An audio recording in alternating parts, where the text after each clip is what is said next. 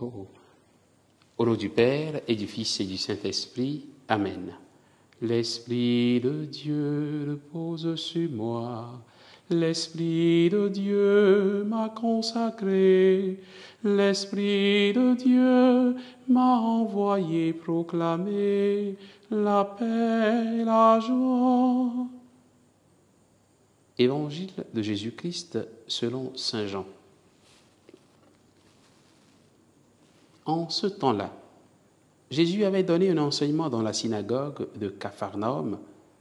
Beaucoup de ses disciples qui avaient entendu déclarèrent « Cette parole est rude, qui peut l'entendre ?»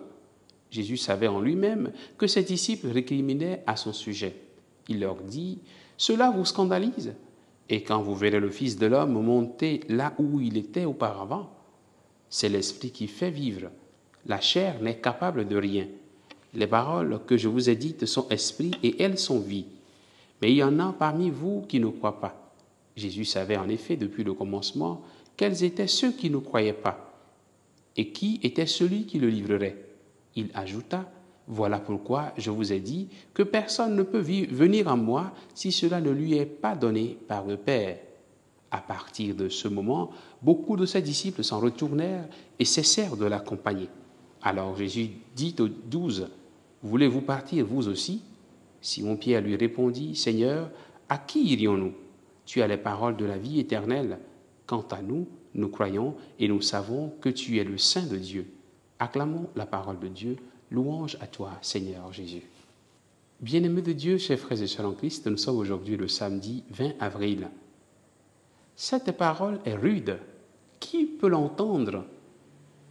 Voilà l'exclamation, voilà l'interrogation de ceux qui écoutaient Jésus, surtout ses disciples, dans la synagogue de Capharnaüm. Après avoir écouté de telles paroles, ses disciples, certains, l'abandonnent. Ils estiment que ce que Jésus dit est difficile à admettre, c'est difficile à comprendre, c'est difficile à accepter. Ils ne comprennent pas comment Jésus peut donner son corps et son sang, et ils l'abandonnent. Et cela arrive souvent.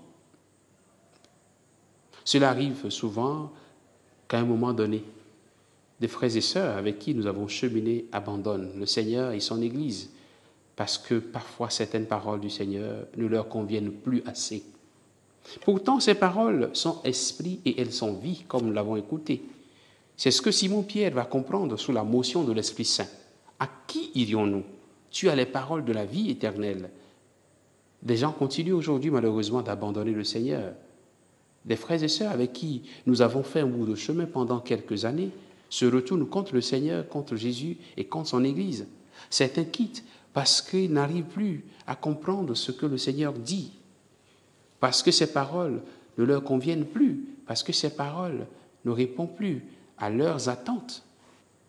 Mais nous qui voulons rester avec le Seigneur Jésus, nous savons que lui seul a les paroles de la vie éternelle. Nous savons également qu'il se livre à nous dans l'Eucharistie et que rien ni personne ne pourra nous enlever cette grande richesse spirituelle que lui-même nous donne en se livrant totalement. Nous savons que Jésus ne nous trompe pas quand il dit que celui qui mange sa chair aura la vie éternelle. Nous savons, nous croyons cela. Demandons au Seigneur la grâce de croire davantage en sa parole, mais aussi la grâce de croire en l'Eucharistie, pain vivant descendu du ciel. Qu'il nous bénisse, qu'il vous bénisse, frères et sœurs, en ce jour, et qu'il vous garde en sa paix, au nom du Père et du Fils et du Saint-Esprit. Amen.